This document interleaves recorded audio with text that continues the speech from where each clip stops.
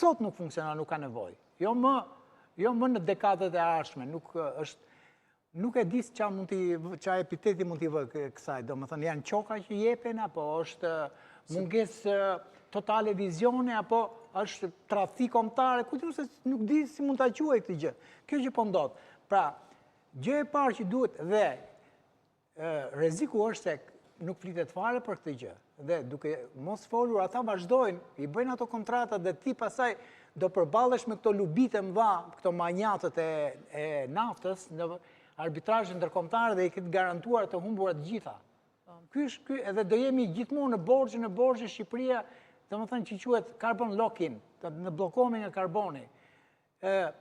Dhe kjo duhet reaguar për të fuqishme dhe unë besoj që ka filluar kuptohet. Sa herë që shohim që jepen leje, sa herë që shohim që kërkohet zhvillimi i teritorit, gjithmonë jemi përballë asaj dilemës që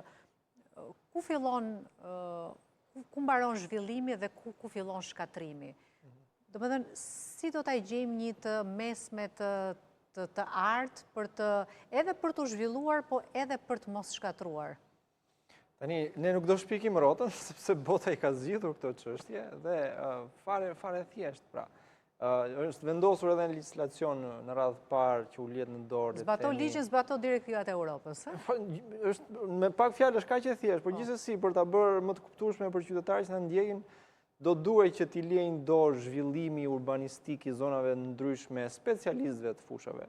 Pra urbanistëve, inxhinierëve, arkitektëve me radhë, të cilët hartojnë një plan urbanistik, që të hartohet ky plan urbanistik, legjislacioni kërkon që të konsultohen komunitetet lokale, të flitet me ta, dhe jo thjesht komunitetet lokale, por edhe ekspertët, edhe të mjedisit dhe shumë kusht tjetër që është interesuar dhe ka ka grupe të ndryshme interesi, pra siç njihen pra. Dhe pasi bëhen gjitha këto konsulta, gjitha këto diskutime, atëherë dilet me një plan urbanistik i cili është gjëja më e thjeshtë në botë për të zbatuar pastaj, sepse në momentin që e ke në letër planin thjesht e zbaton.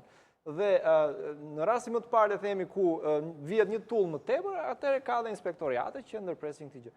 Dhe në këtë mënyrë bëhet harmonizimi i zhvillimit, se s'po themi që duhet të jetojmë në epokën e gurit, me mbrojtjen e natyrës, me përmbushjen e nevojave të komunitetit, me ruajtjen e burimeve natyrore, ujore, të nën tokës e shumë çka tjetër pra.